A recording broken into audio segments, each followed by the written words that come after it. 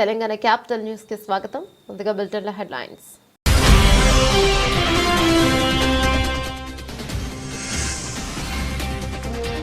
పదిహేను నెలల యుద్ధానికి తెర. కాల్పుల విరమణకు ఇజ్రాయెల్ హమాస్ ఓకే.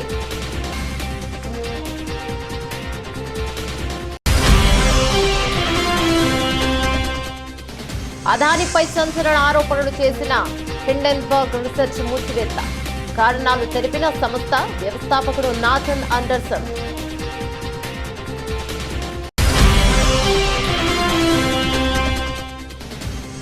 బాలీవుడ్ నటుడు సైఫ్ అలీ ఖాన్ పై కత్తితో దాడి. 6 చోట్ల గాయాలు. చికిత్స అందిస్తున్న వైద్యులు.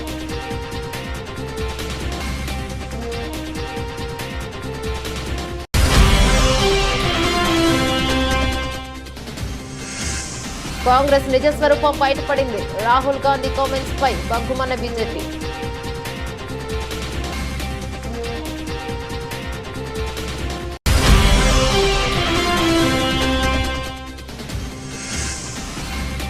మూడు రోజులు 6 కోట్ల మంది మహాకుంభమేళాకు పోటెత్తిన భక్తులు.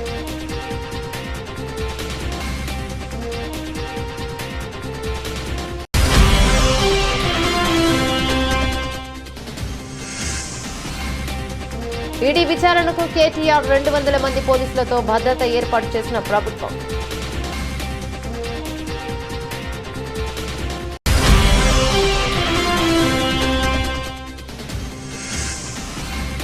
తిరుమల ప్రత్యేక దర్శన నకిలీ టికెట్ల విక్రయం. పోలీసుల అదుపులో ఉద్యోగులు.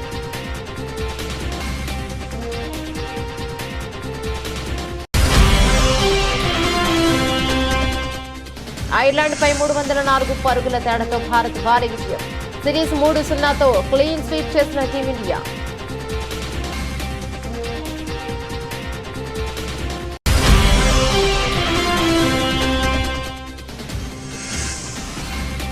ఫ్యామిలీ అంతా సేఫ్ గా ఉన్నారు. దాడి ఘటనపై కరీనా టీం స్పందన.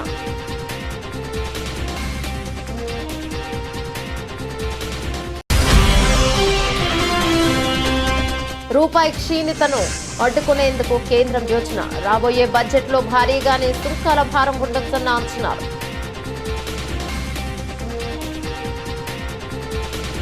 గత 15 నెలలుగా ఇజ్రాయెల్ హమాస్ ఉగ్రవాదుల మధ్య జరుగుతున్న యుద్ధానికి తెరపడింది. ఇరు వర్గాలు కాల్పుల విరమణకు అంగీకరించినట్లు బుధవారం మధ్యవర్తులు ప్రకటించారు. కొన్ని వారాల క్రితం నుంచి ఖతార్ రాజధానిలో ఎడతెరిపి లేకుండా జరిగిన చర్చల అనంతరం ఈ కాల్పుల విరమణ ఒప్పందం జరిగిందని తెలిపారు. దీనిలో భాగంగా హమాస్ చేతిలో ఉన్న డజన్ల కొద్ది బందీలను విడతల వారీగా విడుదల చేస్తారు. అలాగే ఇజ్రాయెల్ జైళ్లలో ఉన్న వందలాది పాలస్తీనా ఖైదీలను ఆ దేశం విడుదల చేస్తుంది. అలాగే గాజా యుద్ధం కారణంగా దేశం విడిచిపోయిన వేలాది మంది తమ ఇళ్లకు తిరిగి రావడానికి ఇజ్రాయెల్ అంగీకరించింది. అలాగే యుద్ధం కారణంగా ధ్వంసమైన ప్రాంతాలకు మానవతా దృష్టితో సాయం అందజేస్తుంది. ఒప్పందం జరిగిన విషయాన్ని 3 అమెరికా అధికారులు ఒక హమాస్ ప్రతినిధి నిర్ధారించగా పూర్తి వివరాలు రావాల్సి ఉందని ఇజ్రాయెల్ సీనియర్ అధికారి తెలిపారు.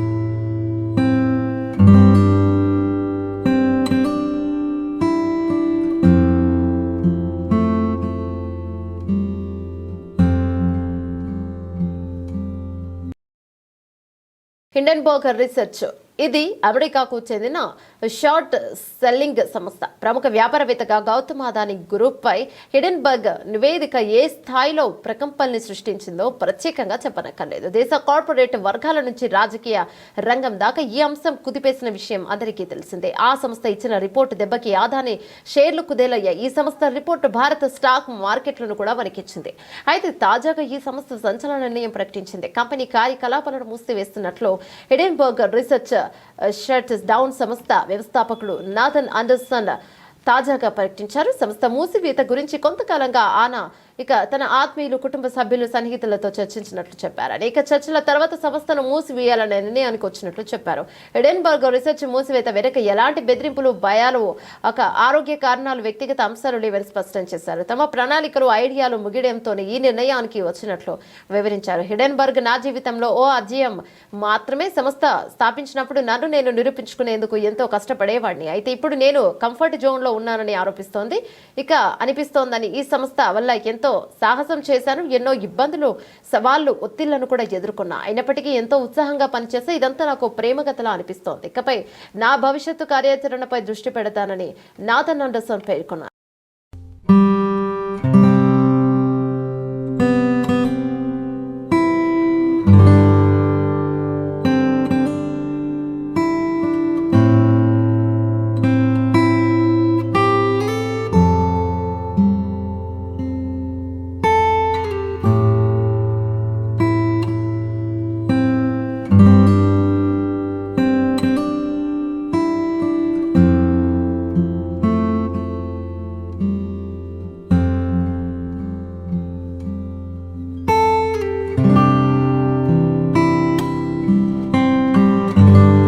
ముంబైలోని తన ఇంట్లో బాలీవుడ్ నటుడు సైఫ్ అలీ ఖాన్ పై కత్తితో దాడి చేశాడు ఓ దుండగుడు.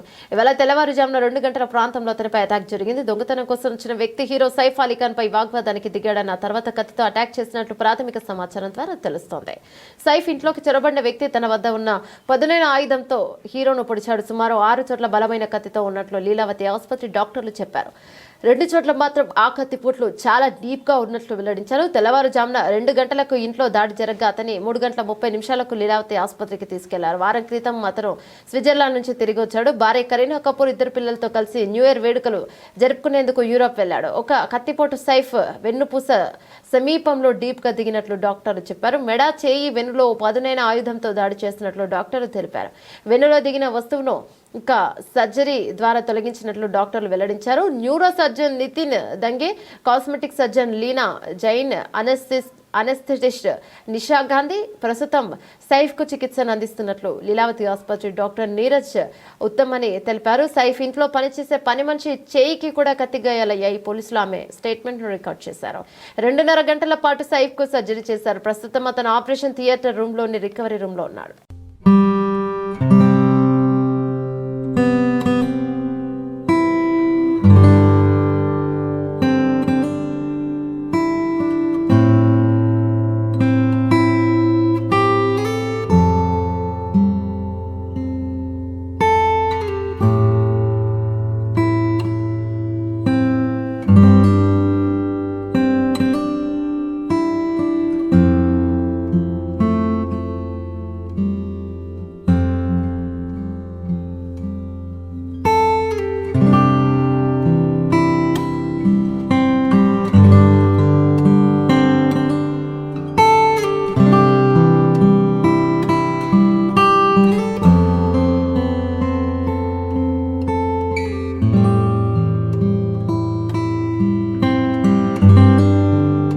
బీజేపీతో రాజ్య వ్యవస్థతో ఇక ప్రతిపక్షం పోరాడుతోందని కాంగ్రెస్ అగ్రనేత రాహుల్ గాంధీ చేసిన వ్యాఖ్యలు దుమారం లేపాయి. రాహుల్ వ్యాఖ్యలను కేంద్ర మంత్రులు తప్పుపట్టారు. కాంగ్రెస్ అసలు రూపం వ్యాఖ్యలతో బహిష్కృతమైంది. బీజేపీ చీఫ్ కేంద్ర మంత్రి జేబీ నడ్డా అన్నారు. దేశంపై ప్రతిపక్షం పోరాడుతుందని చెప్తున్న రాహుల్ గాంధీ రాజ్యాంగాన్ని పట్టుకుని ఎందుకు తిరుగుతున్నారని కేంద్ర ఆర్థిక శాఖ మంత్రి నిర్మలా సీతారామన్ ప్రశ్నించారు. రాజ్యాంగంపై ప్రమాణం చేసిన విపక్ష నేత దేశం పోరాడుతున్నామని చెప్పడానికి తీవ్రంగా ఖండించారు. ఢిల్లీలోని ఏఐసీసీ నూతన కార్యాలయం ప్రారంభోత్సవంలో రాహుల్ గాంధీ చేసిన వ్యాఖ్యల్ని కాంట్రవర్సీ క్రియేట్ చేస్తాయి. ఆర్ఎస్ఎస్ పై రాహుల్ గాంధీ చేసిన వ్యాఖ్యలపై జేపీ నడ్డా ఎదురుదాడికి దిగారు. భారత్ ను ముక్కలు చేసేందుకు కాంగ్రెస్ ప్లాన్ చేస్తోందన్నారు. రాహుల్ వ్యాఖ్యలను బీజేపీ నేతలు తీవ్రంగా తప్పుపడుతున్నారన్నారు. ఏఐసీసీ కార్యాలయం ప్రారంభోత్సవం సందర్భంగా రాహుల్ చేసిన వ్యాఖ్యలను బీజేపీ నేతలు భగ్గుమంటున్నారు. రాజ్య వ్యవస్థతో ప్రతిపక్షం పోరాడుతోందని రాహుల్ గాంధీ అనడంపై బీజేపీ నేతలు గుర్రుగా ఉన్నారు. కాంగ్రెస్ నిజస్వరూపం బయటపడిందన్నారు. దేశాన్ని ముక్కలుగా చేసేందుకు కాంగ్రెస్ ప్లాన్ చేసిందని బీజేపీ నాయకులు ఆరోపించారు. దేశంలో 2 రకాల భావజాలాలు ఉన్నాయని, ఒకటి రాజ్యాంగబద్ధమైన భావజాలం, మరొకటి ఆర్ఎస్ఎస్ భావజాలం అని రాహుల్ గాంధీ అండానే బీజేపీ నేతలు తీవ్రంగా ఖండించారు. రాజ్యాంగం చెల్లుబాటు కాదని మోహన్ భగవత్ చెప్తున్నారని, బ్రిటిష్ మీద జరిగిన పోరాటాన్ని కూడా ఆర్ఎస్ఎస్ గుర్తించడం లేదని రాహుల్ గాంధీ అన్నారు. త్రివర్ణ పతాకం, రాజ్యాంగం విలువలపై బీజేపీకి ఆర్ఎస్ఎస్ నమ్మకం లేదంటూ రాహుల్ గాంధీ చేసిన కామెంట్స్ పై బీజేపీ నేతలు తీవ్ర అభ్యంతరాన్ని వ్యక్తం చేస్తున్నారు.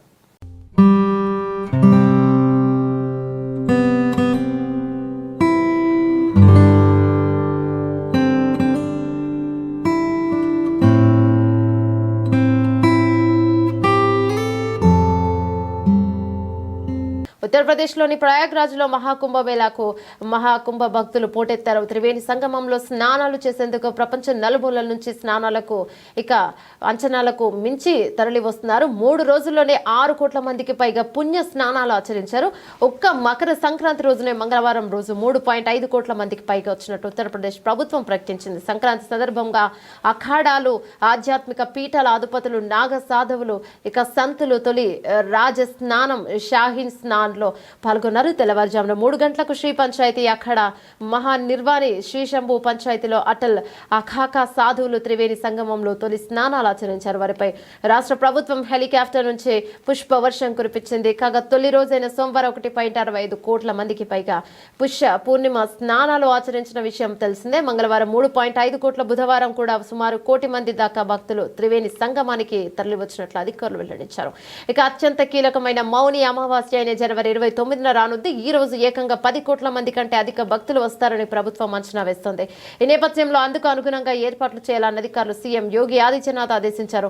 సంక్రాంతి రోజున ప్రారంభమైన మహాకుంభమేళ శివరాత్రి రోజున ముగుస్తోంది. 45 రోజుల పాటు సాగనున్న ఈ ఆధ్యాత్మిక కార్యక్రమానికి హాజరయ్యే భక్తుల సంఖ్య 50 కోట్లు దాటుతుందని యూపీ డీజీపీ ప్రశాంత్ కుమార్ వెల్లడించారు.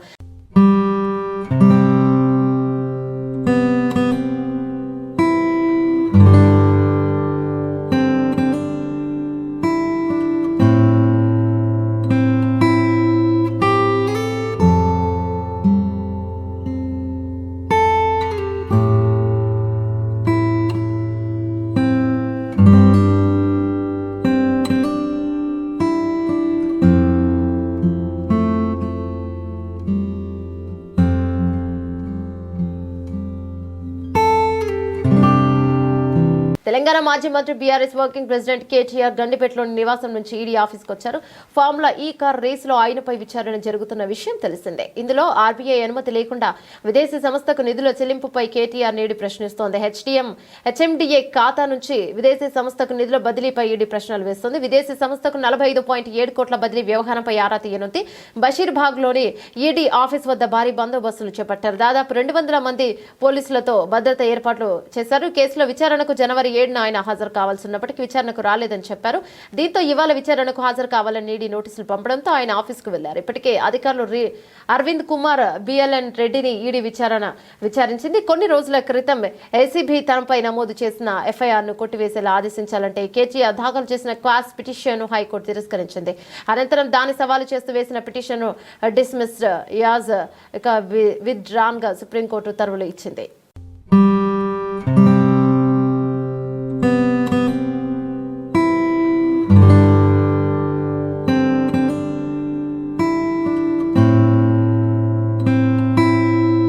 ఆపద మొక్కులవాడు వెంకటేశ్వర స్వామి కొలువుదీరిన తిరుమలలో భక్తులు తెలుగు దోపిడీకి గురవుతున్నారు. కొందరు టీటీడీ ఉద్యోగులతో పాటు వివిధ శాఖల్లో పనిచేసిన ఉద్యోగులు మోసాలకు పాల్పడుతుండడం కలవరానికి గురిచేస్తోంది.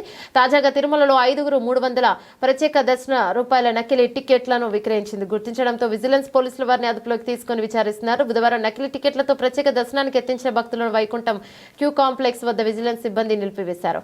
వారిని విచారించగా టాక్సీ డ్రైవర్లు తిరుపతికి చెందిన శశి, చెన్నైకి చెందిన జగదీష్ ద్వారా టికెట్లను కొనుగోలు చేసినట్లు భక్తులు చెప్పడంతో అధికారులు ఆ దిశగా విచారణ మొదలుపెట్టారు. నిందితుల్లో ఒకరైన 300 రూపాయల ప్రత్యేక ప్రవేశ దర్శనం కౌంటర్ సిబ్బందిని లక్ష్మీపతి విధుల్లో ఉన్నప్పుడు నకిలీ టికెట్లతో దర్శనానికి పంపుతున్నట్లు గుర్తించారు. ఈయనతో పాటు అగ్నిమాపక శాఖ సిబ్బంది మణికంఠ, భానుప్రకాష్ నిందితుల్లో ఉన్నారు. మణికంఠ సహాయంతో నకిలీ టికెట్లు తయారు చేస్తున్నట్లు విచారణలో తేలింది. ఇప్పటి వరకు హైదరాబాద్, పొద్దుటూరు, బెంగళూరు చెందిన 11 మంది వద్ద నిందితులు 19,000 వసూలు చేసి నకిలీ టికెట్లు అందజేసినట్లు గుర్తించారు. విజిలెన్స్ వింగ్ పోలీసులు 5 నిందితులను అదుపులోకి తీసుకుని విచారిస్తున్నారు.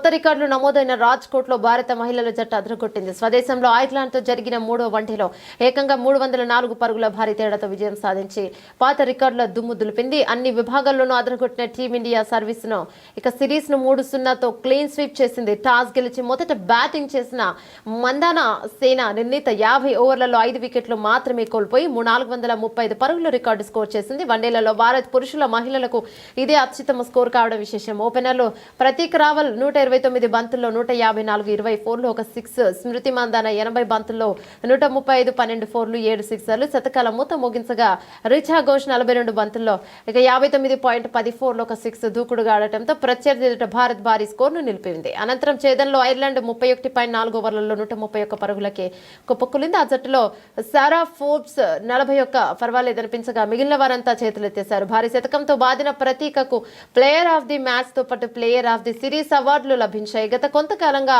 అద్భుత ఫామ్ లో ఉన్న మందాన ఇటీవలే జట్టులోకి వచ్చి నిలకడగా ఆడుతున్న ప్రతీక ప్రారంభ ఓవర్ల నుంచే ఐర్లాండ్ బౌలర్లపై ఎదురు దాడికి దిగారు. ఫెండర్ గస్ట్ 3వ ఓవర్లోనే ప్రతీక 3 బౌండరీలు బాధితన ఉద్దేశాన్ని చెప్పకనే చెప్పింది. మ్యాచ్ అశాంతం ఆమె అదే జోరును కొనసాగించింది. ఆర్లేన్ 9వ ఓవర్లలో స్మృతి 6-4 బాదడంతో స్కోర్ వేగం మరింత పుంజుకుంది. ఈ క్రమంలో ఆమె 31 బంతుల్లోనే అర్ధశతకం పూర్తి చేసుకుంది. 17వ ఓవర్లో బౌండరీతో 52 బంతుల్లో 50 పూర్తి చేశాక ప్రతీక మరింత జోరు పెంచింది. బౌండరీలు సిక్సర్లతో చెలరేగిన మంతన 70 బంతుల్లోనే తన 10వ శతకాన్ని సాధించింది. భారత మహిళల తరపున వన్డేలలో ఇది అత్యంత వేగవంతమైన సెంచరీ. ఈ ఇద్దరి దూకుడుతో 24 ఓవర్లకే భారత్ వికెట్ నష్టపోకుండా 202 పరుగులు చేసింది. సెంచరీ తర్వాత మరింత వేగంగా ఆడే క్రమంలో మందాన 27వ ఓవర్లో పెవిలియన్ చేరింది. దీంతో 233 పరుగుల తొలి వికెట్ 26.4 ఓవర్లలోని భాగస్వామ్యాన్ని తెరపడింది.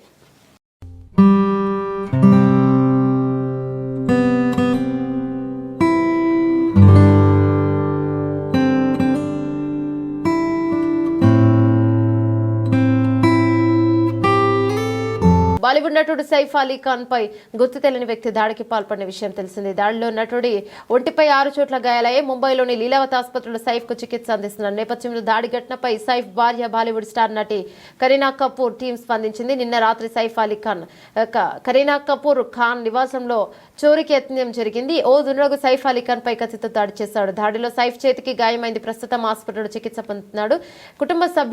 కుటుంబంలోని మిగిలిన వారంతా సేఫ్ గానే ఉన్నారని పేర్కొంది. ఈ మేరకు స్టేట్మెంట్ విడుదల చేసింది. సైఫ్ అలీ ఖాన్ పై గుర్తు తెలియని వ్యక్తి దాడికి పాల్పడ్డాడు. గురువారం తెల్లవారుజామున ముంబైలోని ఆయన నివాసంలో చొరబడిన దుండగుడు కత్తితో సైఫ్ పై దాడి చేశాడు.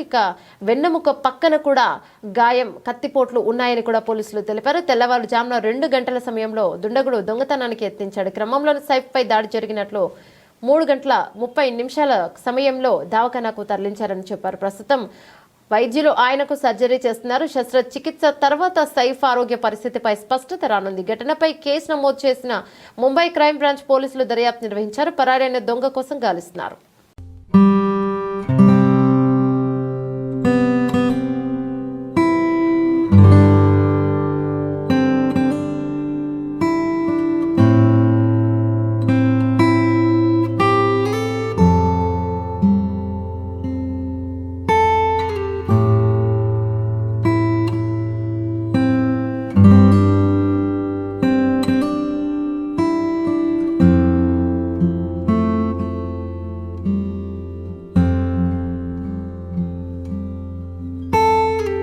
రోజు రోజుకి పడిపోతున్న రూపాయి విలువను అడ్డుకునేందుకు కేంద్ర ప్రభుత్వం సుంకం ఆయుధాన్ని చేపట్టవచ్చనే సంకేతాలు వస్తున్నాయి. డాలర్తో పోలిస్తే రూపాయి మారకం విలువ మునుపెన్నడూ లేని విధంగా రికార్డ్ స్థాయికి పతనమైన విషయం తెలిసింది. నెల 13 ఏకంగా 86.70 స్థాయికి దిగజారింది. ఒక్కరోజు 66 పైసలు క్షీణించి దీంతో రాబోయే బడ్జెట్లో దేశంలోకి వచ్చే దిగుమతులపై పెద్ద ఎత్తున సుంకాల బారిన మోపవచ్చని అంచనాలు గట్టిగా వినిపిస్తున్నాయి.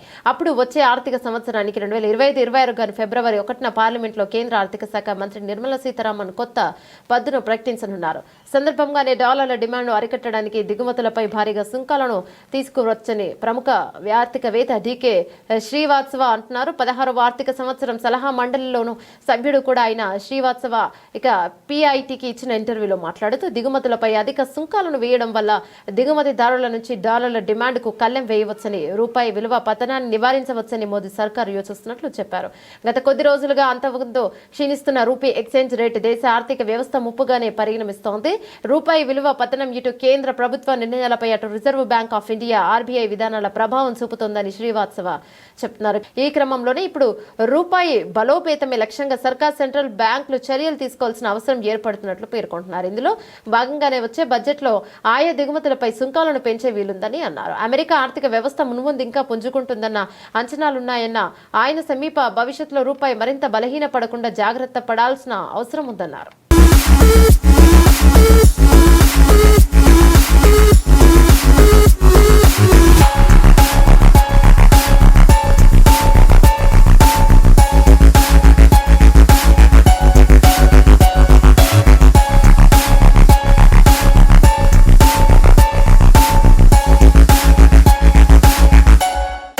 బులెటిన్ ముగించే ముందు హెడ్లైన్స్ మరోసారి.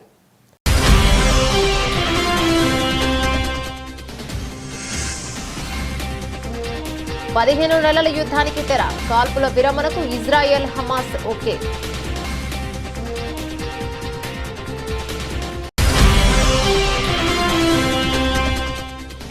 అదానిపై సంచలన ఆరోపణలు చేసిన హిండెన్బర్గ్ రీసెర్చ్ మూసివేత, కారణాలు తెలిపిన సంస్థ వ్యవస్థాపకుడు నాథన్ అండర్సన్.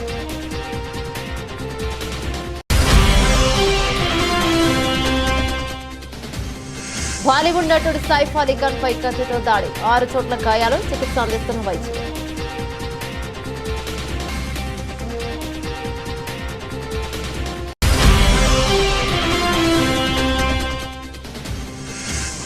కాంగ్రెస్ నిజ స్వరూపం బయటపడింది, రాహుల్ గాంధీ కామెంట్స్ పై బంకుమన్న బీజేపీ.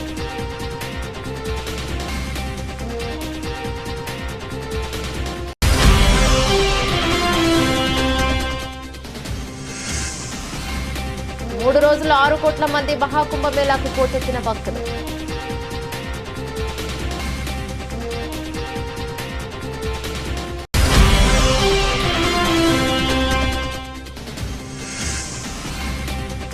ఈడీ విచారణకు కేటీఆర్ 200 మంది పోలీసులతో భద్రత ఏర్పాటు చేసిన ప్రభుత్వం.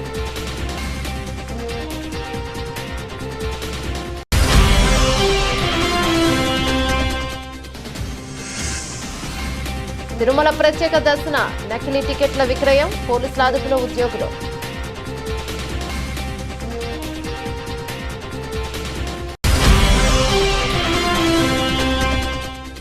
ఐర్లాండ్ పై 304 పరుగుల తేడాతో భారత్ భారీ విజయం. సిరీస్ 3-0తో క్లీన్ స్వీప్ చేసిన టీమిండియా.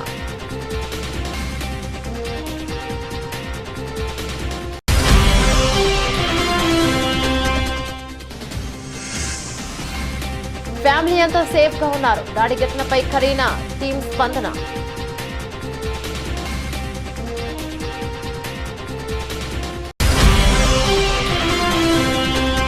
రూపాయి క్షీణతను అడ్డుకునేందుకు కేంద్రం యోచన, రాబోయే బడ్జెట్లో భారీగానే సుంకాల భారం ఉండొచ్చన్న అంచనాలు.